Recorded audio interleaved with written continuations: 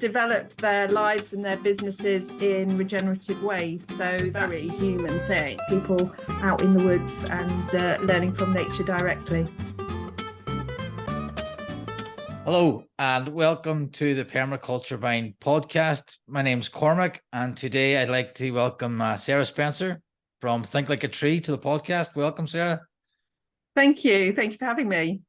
That's great. Great to have you. Could you just give us your 60-second introduction, please? Yeah, so at the moment, what I do is I help people, whether they're individuals or leaders or part of community organizations as well, develop their lives and their businesses in regenerative ways. So that's using both permaculture ideas and other regenerative frameworks. And so I do that both online and in person, which is lovely, having people out in the woods and learning from nature directly. Yeah, that's great. I'm looking forward to hearing about that. I have read some of your stuff. I find it very interesting. You might find me visiting England sometime soon. Yeah, you're very welcome. Come to Derbyshire. So let's take it right back to the start and just how you discovered permaculture and how did you get started? Yeah, so 20 years ago, last month, we bought a small holding in South Derbyshire, and we'd been looking at how to get a place with land for some time and realized that, you know, the cost implications, we had 3 small children at the time, were really great. So what we actually did was pooled our resources with my parents and bought an old farmhouse. So my parents live in one end and me, my husband and 3 children in the other end. They're now, my youngest is now 20. So they're kind of all, flying the nest, or flown or flying the nest. So 20 years we've been here, and I guess I first encountered permaculture through magazines like Country Smallholding that had articles, and really at that stage it was just like bits. So I was getting this really kind of eclectic mix of what permaculture is, which I think is actually, quite true of a lot of people's first introduction to permaculture. And then a friend of mine a few years later said, you really ought to do a permaculture course. And so in 2011, I did my PDC in Nottingham at EcoWorks. And from that point on, I was absolutely hooked. I'd kind of been developing our small holding here using, principles and bits that I picked up, lots of organic and we've planted, thousands of trees and orchards, and this idea of being able to meet our needs as our family from the land to a certain extent was really engaging for me. So, but once I realized that it was all about a design framework and these natural principles, then I think that's, what absolutely got me hooked, and then went on to do my diploma and deepened and broadened a lot of that kind of initial thinking. Right. And when you done the PDC, you already had the small holding. Was there anything that stood out particularly that was like, oh, big mistake, or we done really well? Yeah, and I think intuitively I'd picked up on certain things. So things like zones, are really useful in permaculture. But actually, what it is really is a way of designing for efficient use of energy. And so I think also, as a busy mum of 3, and I was working as a legal human rights lawyer at the time, I realized really early on that these ideas that permaculture had, that where they were energy saving and they could pass some of the energy cost, if you like, onto the plants themselves, and therefore we could save ourselves time. That was hugely sort of engaging. So I think building on that in the PDC and realizing that was an actual thing, not just me being lazy. Then I think that's what's great about permaculture, isn't it? A lot of it is kind of common sense, but it's also it gives justification to a lot of efficiency, a lot of resilience, a lot of things that we deeply kind of need in our lives and in our, you know, in our land, but kind of legitimizes them. So yeah, I love it. Yeah, so that's great. And that was the PDC, was it a 2-week PDC? No, Residential? it was over a year. So it was, I think, 5 or 6 weekends over a year. And Eco Works in Nottingham is really inspiring because it's actually on an allotment site. It's a huge allotment site, but it's in one of the most deprived areas of Nottingham. And they've built a straw bale building, and then at the time they were doing a market garden. So it was a really sort of inspirational way of seeing permaculture in a green setting, if you like, but also deeply rooted in a city. So I think, you know, that was a real contrast from what I'm experiencing here in rural South Derbyshire. You know, to have that city perspective, to really show that permaculture can work in any location. Yeah, I think that's, what was I saying? Do what you can where you are. Yeah, absolutely. Yeah, that's it.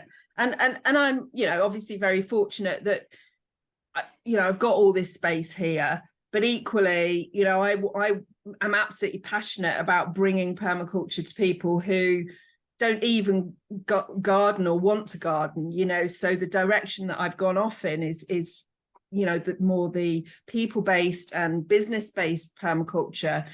So, you know, that applies to absolutely anyone, whether or not they either have land or want to have land. Yeah, that's I always get quite amused when people say permaculture is not business. I've had to block people off Instagram for the abuse. Really? Yeah, it's like, well, you have to produce a yield, so it's very important. That's the principle, and I think it's very important that but I'm finding now that more people are talking about it. I'm discovering more people who are talking about it, and for me, that's the way I want to go. I want to have a business in permaculture and be able. That's why it's good to speak to people to get their different perspectives. So if we take it back now to, so you've just done your PDC 2011, you're still working as a lawyer. You've got a young family, you've got a small holding. Yeah, well, around that time I was around that time I Yeah. was actually made redundant. So it was with the legal aid changes, then basically the charity that I work for just went out of business overnight, and 350 of us lost our jobs. So it was a huge kind of almost bereavement, really, and a really tragic loss to the sector. So I was at a bit of a crossroads at that point and just thought, what am I going to do next? And I could have stayed in that field, but actually the balance wouldn't have been right. I would have had to have worked, you know, 6 days a week, whereas I knew that I wanted to work flexibly, both with the children but also with the land as well. And around that time I discovered our local transition group. In fact, I think when I joined, they'd only had one meeting, so I, you know, kind of helped co-found it, really, and discovered the transition movement and how there was this idea of a community approach to the changes that we need to make in the world. And so I think, you know, when you're a smallholder on your own doing stuff, that's great, but you can feel quite lonely and feel like you're the only person who is really, you know, cares about stuff sometimes, you know. So to find a group of other people who were also passionate about the bigger issues like the climate crisis, ecological crisis, and also kind of heard of permaculture, then that was amazing. So that was a kind of diverting my focus then into more of the ecological. And I then did quite a lot of work with schools. So I did trained as a forest school leader, and you know, brought some permaculture into the eco schools work that I did with my children's schools. So I kind of went off on a volunteer track. I mean, some paid work, but a volunteer track for a while. And then in 2013, so 10 years ago now, it's celebrating, I co-founded Whistlewood Commons, so community woodland social enterprise in South Derbyshire, which we got together about 400 members of the community to buy 10 acres of land, and then over the next few years kind of planted thousands of trees, and we've got, you know, there's hundreds of fruit trees up there. And it was all designed using, I was the key designer on it, and designed with lots of community consultation, but with permaculture kind of deeply embedded in it, in both the land and the organization as well. So that also was formed part of my diploma in applied permaculture design. So as you know, for your diploma you do 10 designs, and so 3 or 4 of mine were for Whistlewood, some were for here, and others for school food forest, and so yeah, it was really really useful to hone the skills as someone developing a business. You know, that Whistlewood is a social enterprise, it is a business, and the business model was always that it would only be requiring grants in the initial infrastructure phase, and then to become self-funding, sort of ongoing, with some more income generating elements, subsidizing the educational work and that kind of thing. So it was a really robust sort of business process that we needed to do this share offer that we did with Cooperatives UK and other organizations investing, as well as individuals. So it was a real transition into really, running a business and understanding the problems and complexities of community business as well, because they do have their own particular challenges. And then what I realized, ultimately, was that it would be really great to be able to help businesses. So community businesses, but any businesses, all businesses have, similar kind of challenges. And I'm particularly interested in helping businesses that have a purpose, or they're looking to develop that strong sort of sense of purpose. So the social enterprise, do you want to just explain what that is? So Whistlewood is a community benefit society, which means that it has shareholders, but the shares they're not transferable like normal shares, they're withdrawable shares. And so it's an investment of between £50 and £10,000 that allows the infrastructure really to be bought and created.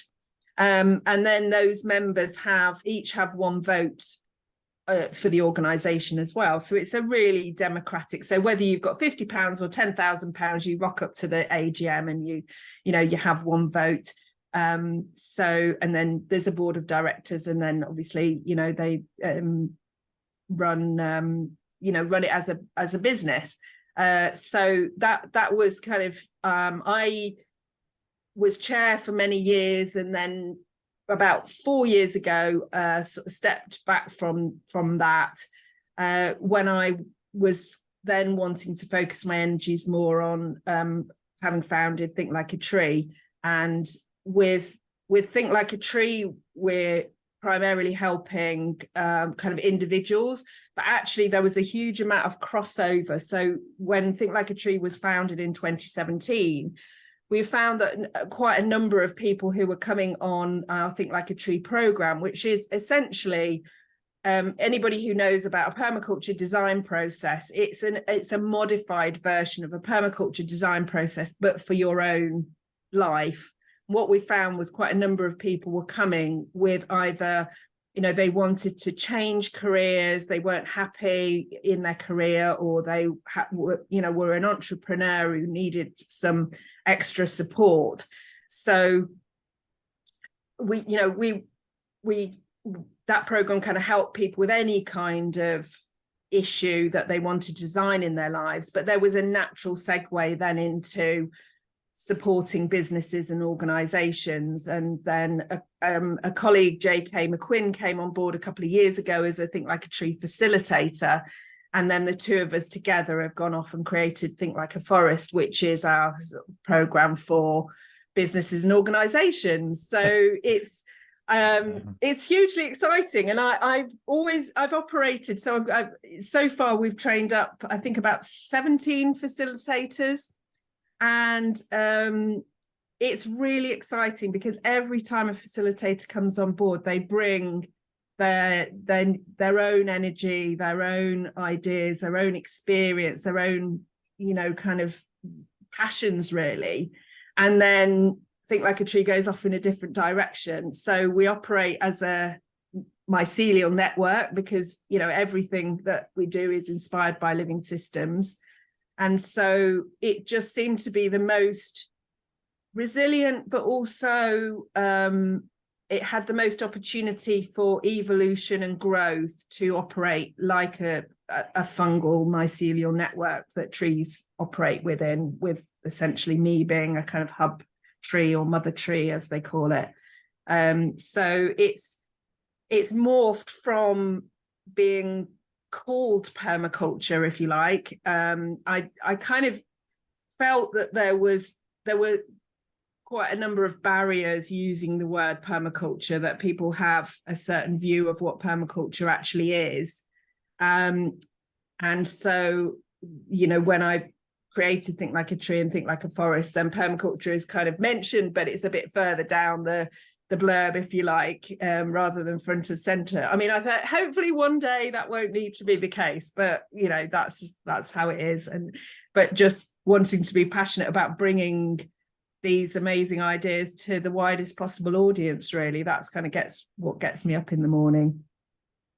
Yeah, that's great. So you at the very start, then what was anything inspired you then sort of running you mentioned the challenges in the social enterprise, and then using that experience to bring it over to Think Like a Tree?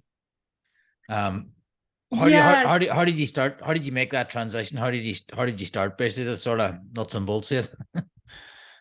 Yeah, well, actually, the catalyst for starting Think Like a Tree was actually my own chronic illness.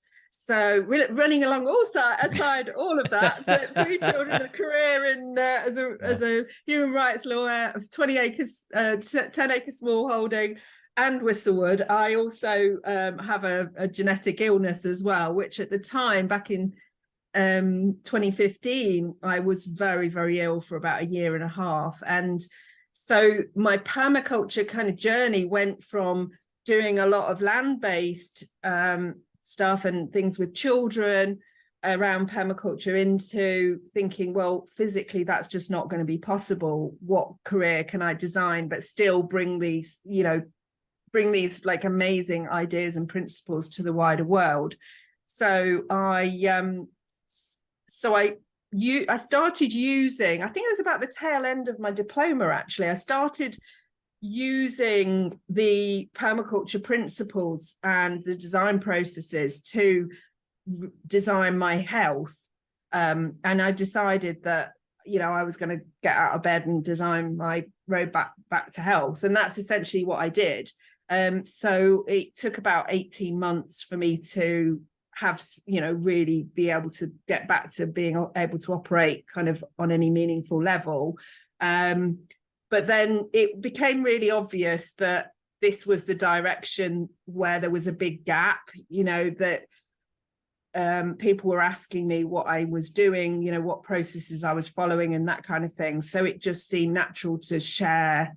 And interestingly enough, from those early days of what I designed for myself, because permaculture frameworks are just so, they can be universally applied, and really a lot of it is just about tweaking the language, actually. So instead of language that's around land, it's language around ourselves as people. Then, I designed for health, but I then designed the whole of Think Like a Tree using that process, and I've used it ever since, and so have hundreds of other people now who've been through the program for every single circumstance in their life. So we have people who come, like I say, who want to design a new business, but they might also be supporting a child with autism, or they might be wanting to design better relationships, or design their retirement, or just design how not to feel stressed all the time. So it can be, in the same way as permaculture principles can be used to design everything from a window box to a bioregion. The same is true for the Think Like a Tree principles and the Think Like a Tree design cycle, which can be used for absolutely anything. And then what we've done for businesses is we've tweaked that again to be what, instead of the 42 natural principles that are in the Think Like a Tree book, which really the language is like I say, around applying to us as individuals. Then with the businesses, we have what's called 12 strands. So this is basically the success of ecosystems. So we model the success of our businesses on the success of ecosystems, and that's a different framework really that we've been using with businesses, and is really successful. Yeah. So as an individual, when I turn up there, what can I expect? Sort of as a weekend course or weekend? Yeah, so we run it either online over 6 weeks, or we run it in person over 6 weeks, or we do a 3-day intensive. So we've got a 3-day intensive coming up in South Derbyshire. And then there's a 6-week course running in Nottinghamshire in September as well. So it's various formats, but essentially the content's the same. We always start with observation. So, as a permaculturist, observe your land for a year. That's the ideal. I mean, whether, often that's not quite practical, but we do the same with ourselves. So we start off by observation of like doing a biotime diary to get to know rhythms and energy, and it's surprising how many people really don't know themselves that well. So to actually take that discipline to actually look at how your energy changes over the days and the seasons and whatever, but then we do a lot of observation around living systems as well. So the whole idea is that we connect with living systems. So we go out into nature, and then we learn from the principles of nature. So obviously, David Holmgren, Bill Mollison, they were out in the forest looking at what made nature successful. That's where the permaculture principles derive from. And we just want to make sure that even though we might be talking about ourselves as in a well-being context, for example, that we don't lose that learning from nature directly thing. Because when you rock up to a course, it's really surprising how easy people find it actually when we take them out into nature and say, okay, look for examples of resilience, for example, and then what can you learn from that for your own life? Look for patterns in nature. What can you learn from that for your own life? Then take patterns, for example, start looking at spirals, and you see spirals repeated over and over again in nature, and then people can start having conversations about the negative spirals that they're in, maybe with anxiety or worrying, debt. What we see, those spirals turning up in our human lives, as well as our bodies and our ecosystems as well. So it's very much there are lots of activities, lots of tools. It's a jam-packed 3 days. That's why we call it an intensive. But on the other hand, the consistent feedback that we get from people who come on the course is that they feel like this is somehow the missing piece. This is the thing that they've been searching for years and years for those kind of secrets to their own well-being, or for living in a way that feels right. But this is the framework that draws all that together. So that it's a framework that can also hold all the other good things in your life as well. So if you're already doing good practices like, I don't know, meditation or something like that, you bring that into the design cycle and make that part of that overall, the overall way of living, really. And it sounds a bit alien to design your life, and some people might think, oh, that sounds a bit forced, but actually it's exactly the opposite. So what people find is it's really freeing. So it gives them that overall framework, and within that they have the freedom to be creative, to fail, to have learning experiences, to do things differently, really, from what the norms of our human created societies are telling us, because trees have got a very different message and they don't judge. So it's a wonderful place to be. Yeah, I remember going on an introduction to permaculture course maybe 5 years now, and the first thing we did was go stand in the woods on your own. Yeah, It was the first time I'd really been in nature by myself in years. It was for me, it was a big it was just sort of, it's like getting woo woo, like it changes you. It's just like, holy shit, this is what I'm supposed to, this is what normal is. When you're away from the hustle and the bustle. And then the other thing was, I always think, if I heard this, somebody say, I can't remember now who said it, if you don't design your own life, somebody else will design it for you. Yeah, you have to take control of it, your everything. Yeah. It's so true, because there's people out there in businesses, in marketers, in advertisers, in media moguls. They're all trying to design our lives for us, and to a large extent I have to say that they're succeeding. If you look at the way that a lot of people are living deeply unhappy lives because they are drawn into that mechanistic mindset of industrial consumer society. And when you have a different model, a different mindset, the regenerative living systems mindset, then you could, it's just really easy. And I see this happen all the time. People who come on the courses or who write to me about that they've read the book, that suddenly there's that clarity, that, well, trees don't do that, so why am I doing that? Why am I kind of getting sucked into social media, or why am I not looking after myself and going to bed when I need to, and eating what's right for me, and all of those things that we know that we should be doing, and but somehow we're sucked back in by those those other powers. Yeah, and it's anyway. I'm in the process of taking control and designing my life. It just takes time. It's like turning an oil tanker. So the business, sorry.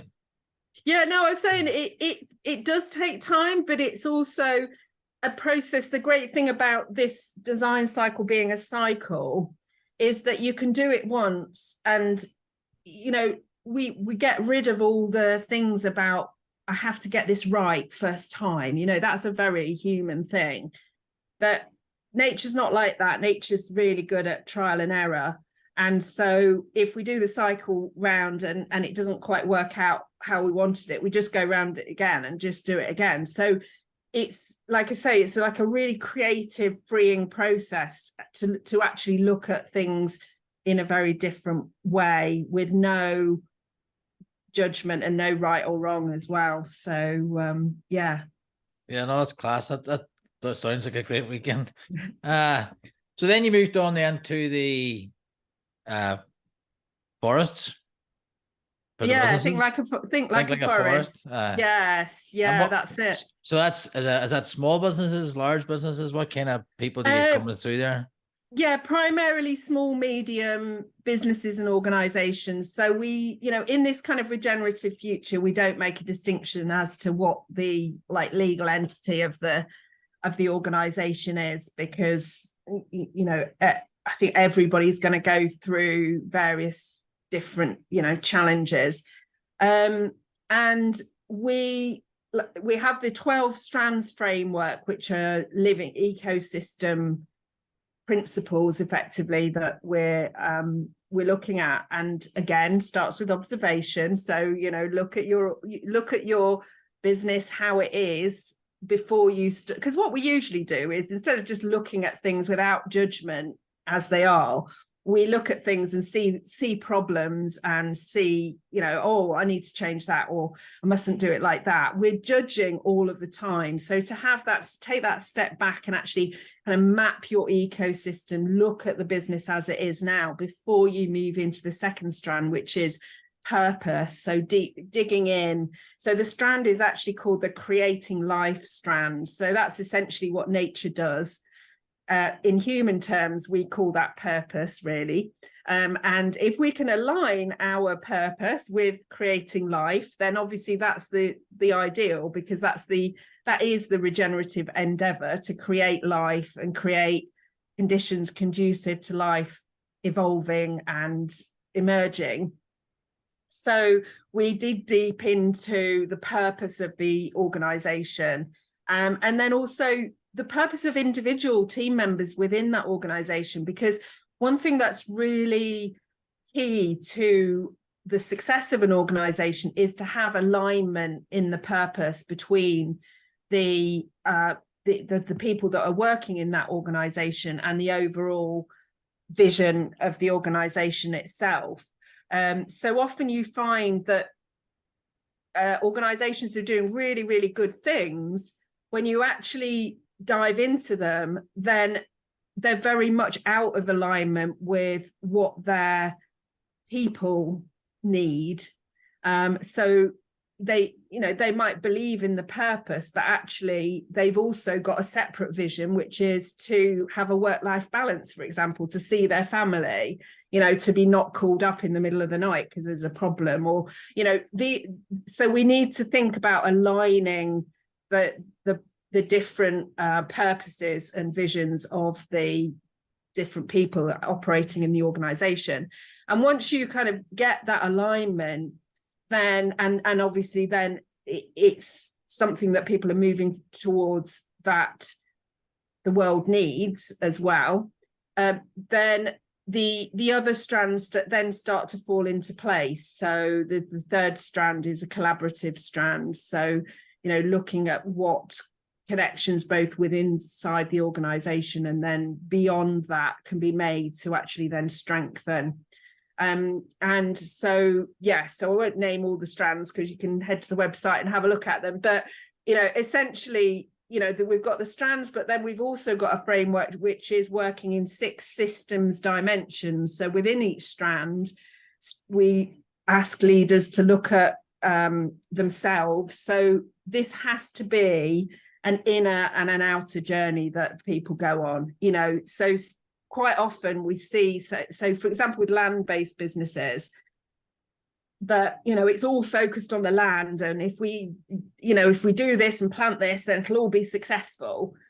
And then the members of the team themselves are not going on that inner journey that you really need to be regenerative as well. So it is a kind of leap of faith. It's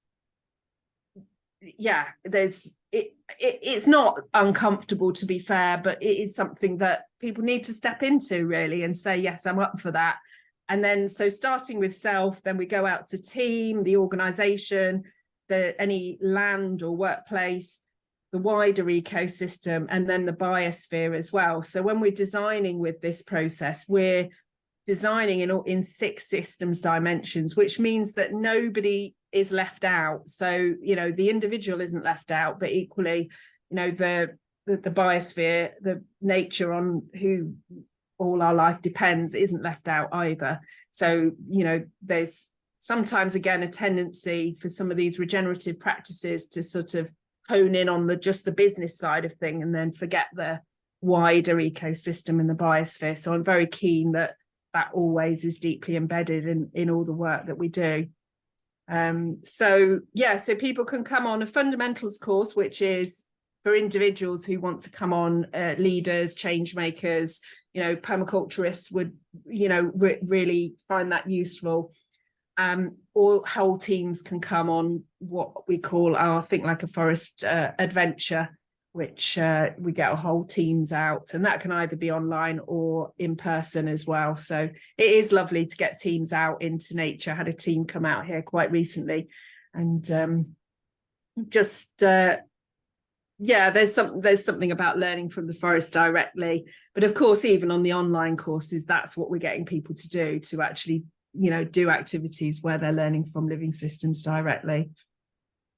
Yeah, no, that's class. So let's recap on that. So as an individual, I can assuming I can either come online, or if I'm in the UK, I can go to you and have the Think Like a Tree program. Yeah. Then for a business, I can be like a leader or somebody working who want to just come myself for a program, and then the other program's a team program. That's exactly right. Yeah. And then to become a facilitator, do you have a course as well? Yeah, we do have a facilitator course. We have our first international facilitator as well this year. So Kim is joining us from Canada. So we have both UK and international programs running as well. So that's ideal for people who've got a kind of a wide variety of backgrounds. For the UK course, you don't have to have any facilitator background, but it really dovetails quite very well with a lot of different disciplines. It can be permaculture, but it could be other, regenerative businesses or nature therapy, that kind of thing. And internationally, then if people have got some kind of facilitation background, then we'd love to have a chat. So that's potentially a possible investment for somebody's career as well, that they could do that. Yeah, absolutely. And like I said, so the Think Like a Tree program facilitator course trains you up to be able to deliver off the peg the Think Like a Tree program to your own particular audience in wherever you are, and also to adapt the materials for your audience. So, some people are adapting for teens, some for children, some for pregnant women. You can adapt the materials as well. And then there's obviously the opportunity for collaborations like JK and I have done on the business side of things as well. So it's really exciting because it just goes off in this lovely, and I guess that's basically what permaculture's done, isn't it? I mean, it is modelled on permaculture ideas as well, that instead of sort of keeping hold of this, I want it to go out into the world as widely as possible. Yeah, and I think it's like you throw the seeds out and see where they sprout. Yeah, it's just absolutely. And if you're going to find your niche, and people find their niche, we'll all find our spot somewhere here. It's good, I think, that you're sharing that. One of the things that I think your viewers and listeners will find useful is we've just put live a mindset quiz. So on the website, it's discover your team's impact making mindset quiz, which is essentially allows you to answer 10 questions, and it'll tell you what dominant mindset is showing up in your business or organization right now. And I think it's really useful for permaculture organizations as well, because often we think that we're doing good, but there is a difference between the do good mindset, which is one of the 6 mindsets, and the regenerative mindset. They're 2 different things. So if you feel like you're doing good in the world, but you're curious about what going beyond that is to be actually regenerative, then that's why I've created the quiz, so that people can kind of see where they are now and then think about shifting into that more regenerative mindset and then way of working that they can take action in their businesses. That's great. If you give me the link there, I'll include it. I'll definitely do that. Do you reckon all four? We have 4 team members. We've done all our surveys. Do you reckon the 4 of us do it? Well, yeah, And it'd be really interesting. We recommend that people do it individually, but in their whole teams, to see how it whether it comes out differently, because I think it could be as interesting to find out, if you perceive things differently within your team as it is just to know, that answer that you think. So because it's a team mindset, it's a group thing, so it's obviously going to be subjective depending on who's taking the quiz, and then there's lots of resources to back that up as well. So once you've taken the quiz, there'll be lots of like follow-up resources as well to actually kind of embed that, to be able to actually, because I'm all about taking action. It's great doing a lot of theoretical work, and I've done a huge amount of reading and courses and learning and all of that kind of stuff, but I'm really passionate that whatever I share can be of practical application, that people can kind of immediately put it into action to either change their lives, their businesses, or and ultimately the world. Oh, that's great. I will definitely do it. I'll speak back to you as well how we get on. And, please do. That'll be very interesting. So is there anything else you want to cover we haven't covered yet? No, I don't think so. No. It's been really lovely, and I'm just looking out the window here, just thinking about my own land. Actually, that we've actually just to finish off our 20 years, or to celebrate our 20 years. We're going more and more down the wildlife route actually, and realizing, so we've got a lot of permaculture planted here for our own the yields for food for our family, but I think that it's also important that we give a bigger and bigger share for nature and wildlife to go a bit wild, and that can be a bit scary sometimes, especially when you're kind of designing for low energy input with things like illness and that kind of thing. But having seen the wildlife come from essentially what was 20 years ago just an overgrazed horse field with not much, it's just well worth the effort of trying to create that sort of patch of paradise in what is otherwise a farmland of desert, really. So I think we need to keep in mind about putting nature and wildlife sort of front and center of everything we do all the time. Yep. Okay. I was going to ask you what you're doing next. You covered that. Sarah, thank you very much. Well, thank you. It's been a pleasure. And just for the audience, you can find Sarah. I'll put it in the links, and it's Think Like a Tree, Think Like a Forest. And just for viewers, thanks very much for listening, and tune in next week. Just chat to you then.